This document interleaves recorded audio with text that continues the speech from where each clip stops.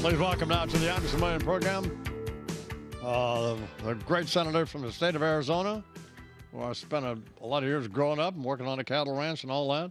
Senator John McCain. Good morning, Senator McCain. Good morning, Don. Thank you a lot. I'm just living the dream. You still have that place outside of Sedona? Yeah, we've got a wonderful place up there. With you visited us there once, and it's beautiful, and there's lots of birds and animals, and yeah, we're so fortunate to enjoy that most beautiful part of Arizona. Those of you that have never been to the Red Rocks of Sedona, you're in for an incredible experience. I made the mistake of getting in a car with you. And driving down. And you driving up to Jerome, and you drive a car like you flew an airplane in a war. Yeah, crashed 4 of them. So Jerome's a beautiful little old mining town that is. That part of Arizona is really, I think, one of the most beautiful parts of it. Well, Sedona's a gorgeous area there, and then up in the Flagstaff and the Grand Canyon, and. It's beautiful. Well, at the Grand Canyon today, I guess the visitors are not allowed in, which is unbelievable. You can't make this up. Is there a war going? Before I ask you what caused this, but is there a war going on within the Republican Party? You and some others against people like Ted Cruz and Mark Levin and others. I think there's a real genuine debate, not unlike the Democrat Party went through in the 70s and 80s before Bill Clinton basically President Clinton basically united the Democrat Party. It's not just on matters of strategy, but it's also matters of philosophy. For example, there's what I call the internationalist wing of the party that there's been that struggle since after World War I, and the isolationist wing of the party, and there's also then the wing that believes that no compromise under any circumstances is the best way to go. In other words, as pure as you can be.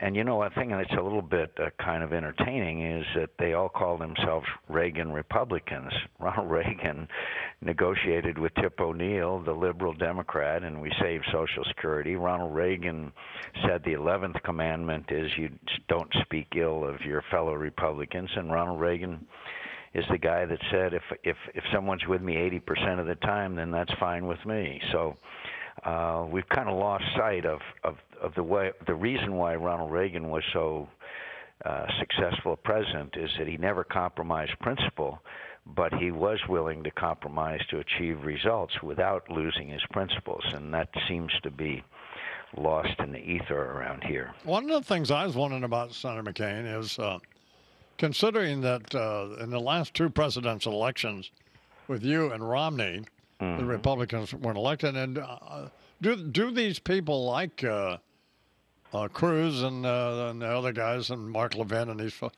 do they have a point, though? Well, I think they have a point of dissatisfaction that we have not succeeded in presidential campaigns. And by the way, Senator Cruz and I have a cordial relationship. It is not, despite the way it's portrayed by some, this has nothing to do with personal relation. It's just a matter of difference on how we go about things. Will you be inviting him to Sedona? Well, I wouldn't mind. I went out to dinner with him the other night. The other night, yeah, we had a cordial dinner. Here's the point on what's going on now, and it's terrible what we're doing to so many innocent Americans by putting them out of work and depriving other Americans of being able to enjoy our national parks, etc. Here's the situation. In 2009, we spent 25 days on the floor of the Senate. I never spent more time on the floor fighting against Obamacare. We finally had a vote on Christmas Eve morning, and then, of course, in 2012, the campaign was about repeal and replace Obamacare. I went all over the country saying that. I still believe we need to repeal and replace Obamacare. But elections have consequences, and the Democrats control two of the three branches, the presidency and the Senate. So to think that you were going to be able to repeal Obamacare by just being obstructionist is not the way to do it. And the kind of sad thing about it is Obamacare has fallen apart before our eyes. The organized labor is now coming out against it. And the president's numbers are going down in almost every category. But yet what dominates the news is the fight between Republicans. We Republicans should stop that. We should have a single message, and we should take advantage of the situation as it is. And that is, I think you're going to see many, many parts of Obamacare be disastrous for the American people. Well, the idea was to, correct me if I'm wrong, I'm sure you will. Well, the idea on the part of Cruz and all these folks was to force this government showdown to try to derail Obamacare, but it's gone into effect today, and why? So what's the point now? I think you'd have to ask them to be on the program to explain that. But, well, I'm not that interested in it. Actually, what reason you're on this because I like you. Well, Don, I think the answer is that they would rather lose and make a statement. Really?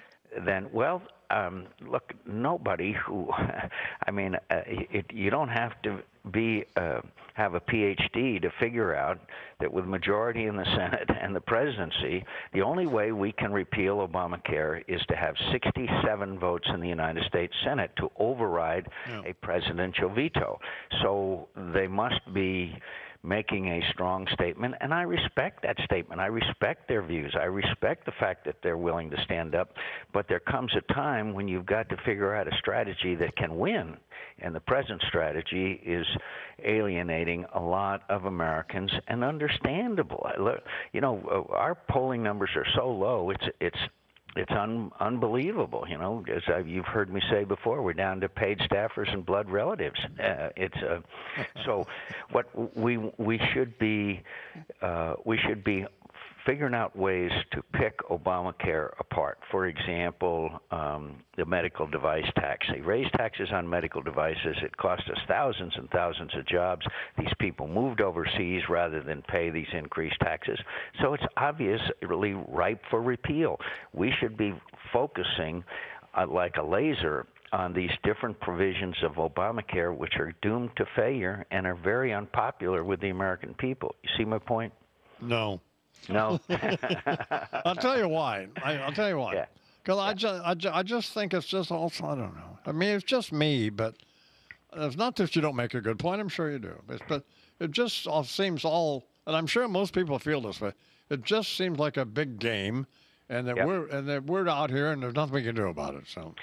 Well, I think that the American people are probably more angry this morning than they have been in a long, long time. And all of that anger is justified and more because they don't like government, but they sure as hell don't think that government should be shut down. And they blame all of us, but unfortunately, when you look at the polling data, they are blaming Republicans more than Democrats. And so I don't think this is going to last very much longer. The pressure is very intense. And by the way, it costs tax dollars to wind down the government, and it costs taxpayers' dollars to crank it back up once we get it moving again. So this is not a cost-free effort there. On another note, digressing dramatically here. Mm-hmm. You're a big Arizona Diamondbacks fan, are you? Yes, I am, and Goldschmidt should be the MVP by any measurement, in my view. Were you irritated that the Dodgers jumped in your pool? Irritated. No class. There's a history between the Diamondbacks and the Dodgers. Earlier this spring, there was a bench clearing brawl and a long history of our rivalry. And really, that really is no class. And anybody who says it is no class themselves. And by the way, they peed in your pool. Well, we're going to have. How about that? Maybe we'll get the hazmat people in to clean it up. Everything else all right with you?